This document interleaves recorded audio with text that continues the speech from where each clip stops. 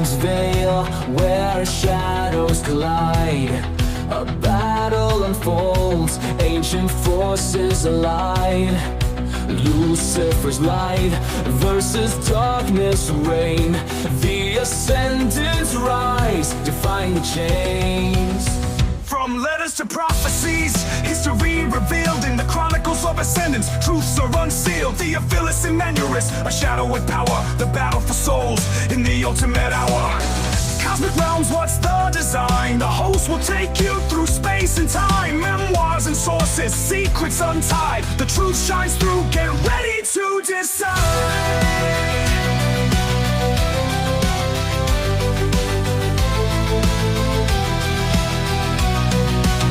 Ascendants rise, light breaks the sky. Shadows whisper, but hope is nigh. In the chaos of worlds, a choice runs deep. Listen to the chronicles, where destinies meet. The truth awaits. Are you ready to choose? This is the Ascendants Chronicles. All right, so today we're diving into something pretty intense, actually. I think a lot of our listeners will find this one fascinating. We're talking Dominionism. And, well, it's not just some ancient history lesson here. This is an ideology that has some pretty deep roots and a worldview that, well, honestly, it's kind of chilling. And you might be surprised to hear this, but it could be more relevant to our world today than you think. Yeah, it really is striking when you start to see how Dominionism, even though it comes from way back, ancient times, it still has these echoes in the modern world. Yeah. But to really get those connections, we got to go back to the beginning, like the very genesis of this whole ideology. Okay, so take us back then. Where does this Dominionism thing even come from? Well, picture ancient Babylon around 1200 BC. That's where it all started. Kind of a rebellious offshoot of Ascendantism, actually. Both ideologies are really into power, and hierarchy, but they have a fundamental disagreement about how to reach those goals. So it's like two siblings fighting over the family inheritance, except instead of money, it's control. Exactly. That's a great way to put it. Ascendantism, with its whole emphasis on blood purity and spiritual superiority. It's all about rising above the chaos of the world, transcending the limits of human existence. Right, like climbing a ladder to some higher state of being. Precisely. Dominionism, on the other hand, sees that same chaos and they say, nope, we're not escaping it, we're conquering it. Dominance, that's their goal, not transcendence. They believe the world needs an iron fist to impose order, crush any dissent or anything that deviates from their vision. So less about spiritual enlightenment and more about just brute force control. You got it. That's the core difference. Ascendantists, they believe they're inherently superior, destined to rule.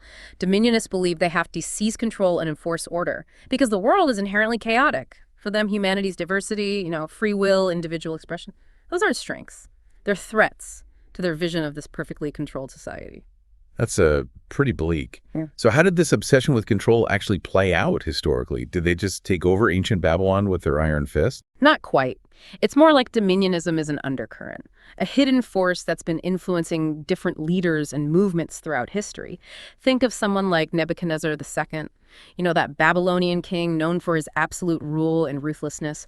Well, his whole quest to expand his empire and force his will on people he conquered, that aligns perfectly with the Dominionist desire for control.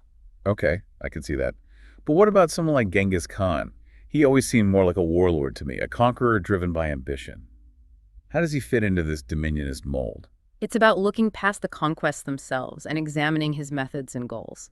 See, Genghis Khan wasn't just interested in expanding territory. He was obsessed with systems of control. Like, he created a vast legal code, a sophisticated postal system, and a military that was ruthlessly efficient, all designed to maintain order and put down any potential uprisings. So it's not just about brute force then. It's about creating structures that reinforce their control. Exactly. And we see this pattern repealing throughout history. You see it in the Roman Empire with their super rigid hierarchies and emphasis on law and order.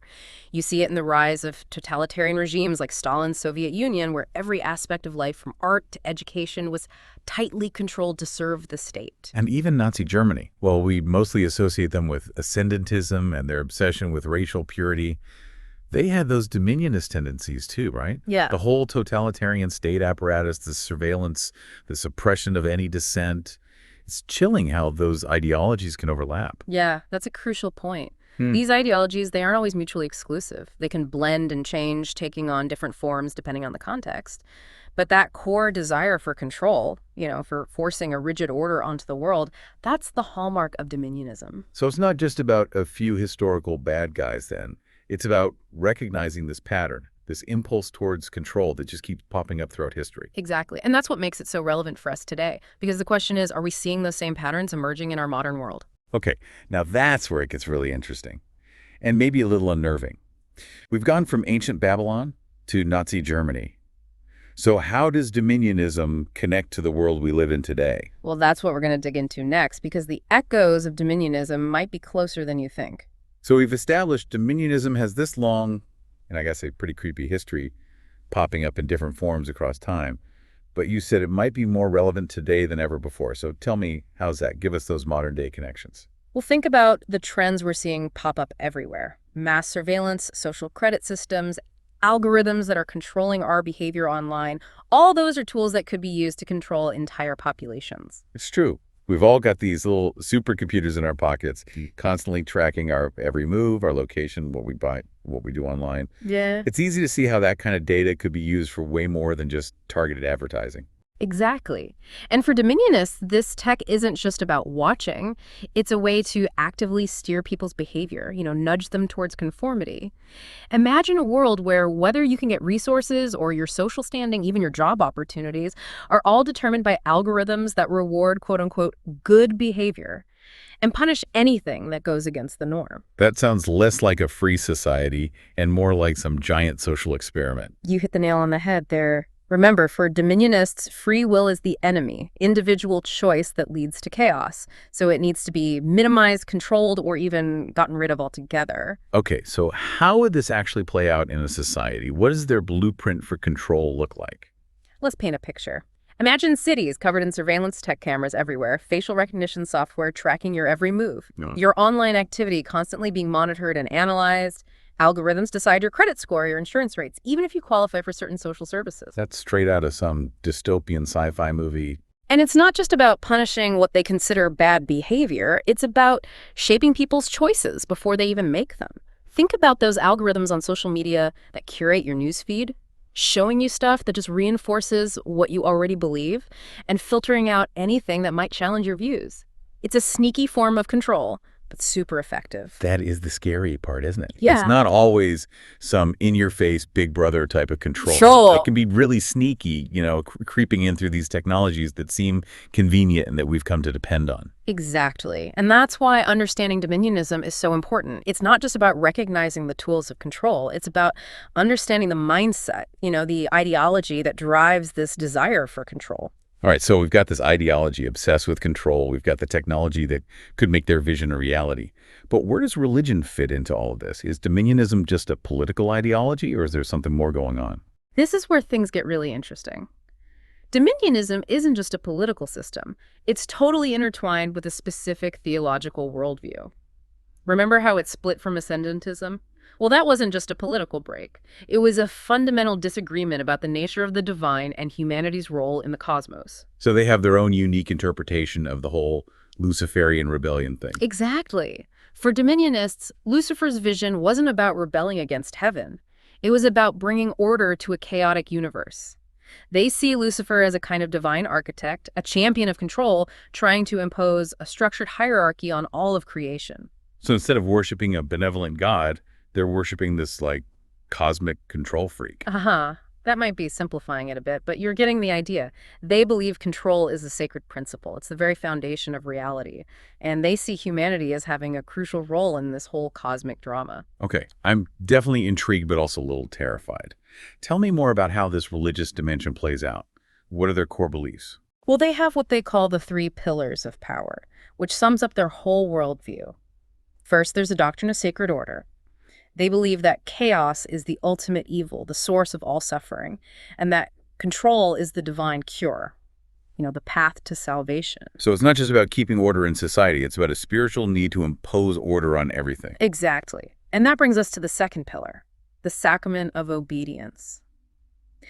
For dominionists, salvation doesn't come from faith or good deeds, but from absolute submission to the hierarchy. They believe everyone has their designated place in the order, and that true fulfillment comes from embracing your role without question. So no personal growth or enlightenment. It's all about proving your worth through unquestioning obedience. That sounds a bit like a cult. Well, they do have tons of rituals and practices that reinforce that obedience. Things like the sacrament of submission, the litany of order, the ritual of power, all about crushing individuality, suppressing dissent, and creating this unified will dedicated to upholding the order. And what about the third pillar? You said there were three. Right. The third pillar is the holy hierarchy. Dominionists believe that Ziturius, with its strict layers of power and authority, is the model for all of existence. They see this strict hierarchical structure as a reflection of the divine order, and believe every level of reality, from the cosmos down to our individual interactions, has to be organized this way. Okay, so they've got this whole theological framework that basically justifies their obsession with control. But how does this translate into how they view humanity?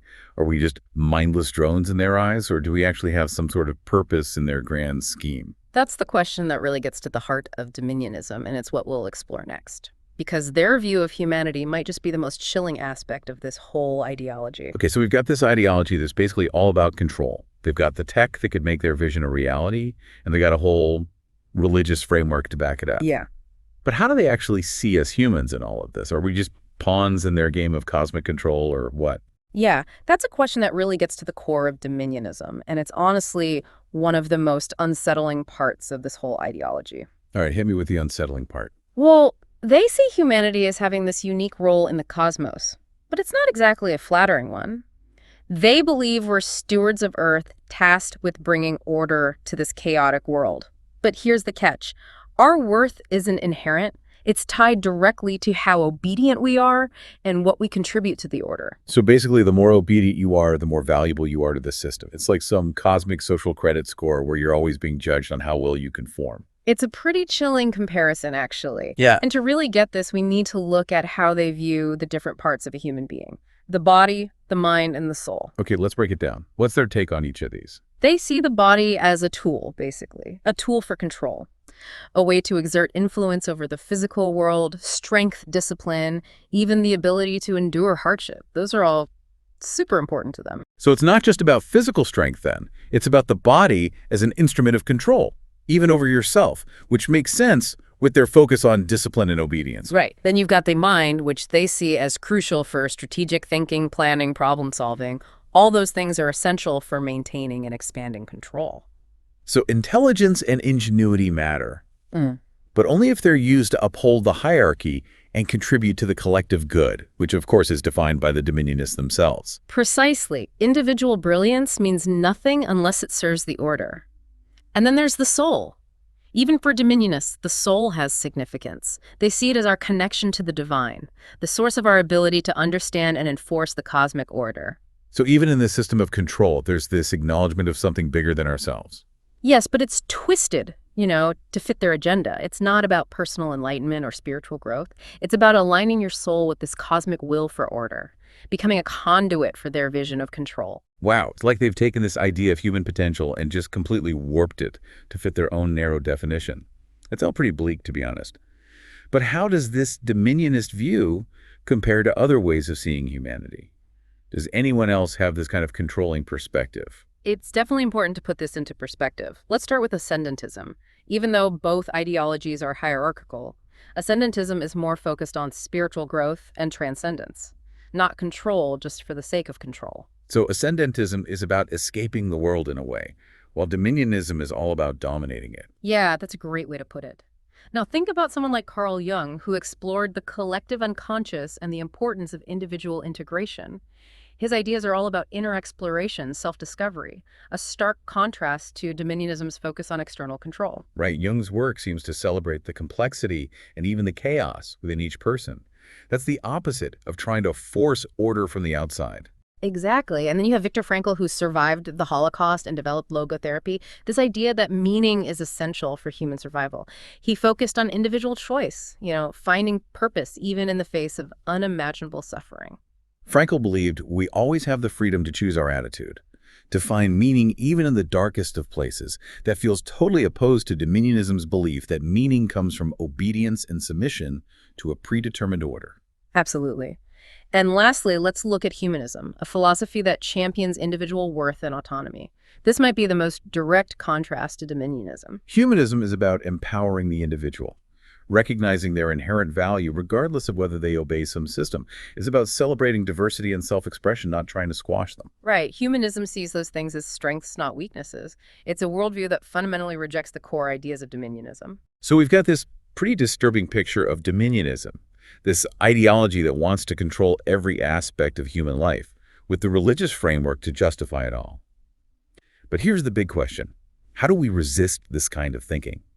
Especially in a world that seems more and more obsessed with efficiency, security, and control. Yeah, that's the challenge we face, and it's not an easy one. Dominionism isn't just some external threat, it's a mindset. It's a way of thinking that can seep into our institutions, our technologies, even our own minds. So it's like a virus spreading through the cracks of society, Yeah. preying on our fears and anxieties. That's a powerful image. And like any virus, the first step to fighting it is awareness. We need to be able to recognize the patterns, understand the ideology, and see how those principles show up in the real world. So it's about educating ourselves, becoming more critical of the systems and technologies that surround us. Not just blindly accepting things, but asking questions, demanding transparency, holding those in power accountable. Exactly. We need to question the motives behind the constant push for more surveillance, more control, more efficiency. Ask ourselves who benefits from this. What are we giving up in terms of individual freedom and autonomy? And it's not about being paranoid or rejecting progress altogether, right? It's about finding that balance between security and freedom, between technological advancement and human dignity. Absolutely. Technology in itself isn't good or bad. It's a tool. It can be used for liberation or oppression. The key is to make sure that we as individuals and as a society are the ones shaping technology, not the other way around. So it's about taking back control, making conscious choices about the kind of world we want to live in, not just passively accepting whatever is being sold to us as progress. That's a great way to put it. And that brings us to another crucial part of resisting this. Cultivating critical thinking dominionism thrives in an environment where people blindly follow authority, where disagreement is silenced, where questioning the status quo is seen as dangerous. So we need to build up those intellectual antibodies, so to speak, strengthen our resistance to manipulation and propaganda. By engaging in thoughtful debate, challenging assumptions, seeking out different perspectives. Exactly. Remember, dominionism wants to impose a single rigid worldview.